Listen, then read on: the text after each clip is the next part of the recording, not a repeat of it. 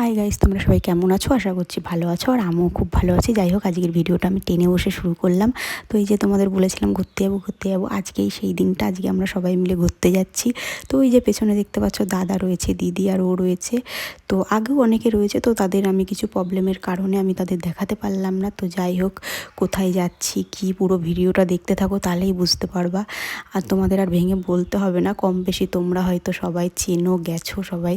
তো যাই হোক, আমিও এর আগে অনেকবারই গিয়েছি, কিন্তু আজকে যাওয়ার আনন্দটা অন্যরকমই ছিল। সবার জুতো পছন্দ হয়েছে, দেখে দেখি নেবে না কেউ, বোঝা যাচ্ছে, সবাই দেখবে। তো দেখি, দেখো সব জুতোগুলো, আর এইগুলো ভালো ভালো জুতো আছে, ছেলেদেরও অবশ্য আছে।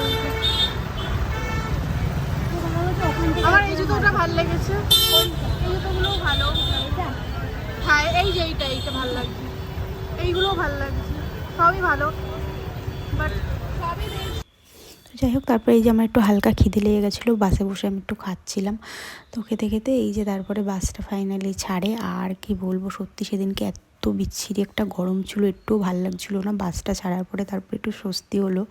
তো যাই হোক, যতই গরম লাগুক, মানে যাওয়ার একটা অন্যরকম আনন্দতে গরম আর গরম মনে হয়নি। ফাইনালি আমরা পৌঁছে গেছি। হ্যাঁ, কোথায় গেছি বলি, এই যে বলা লাগবে না, হয়তো দেখেই বুঝে গেছো, তাও আমি বলে দিচ্ছি। চলো, আমরা এসেছি দীঘা। ঠিক আছে। আর ওই যে দাদা দাঁড়িয়ে রয়েছে এখানে, ও দাঁড়িয়ে রয়েছে, আর এখানে আমরা গাড়ির জন্য ওয়েট করছিলাম, আরও সবাই ছিল। তো চলো, হলো, এখন আর কিছু বলছি না, দেখতে থাকো।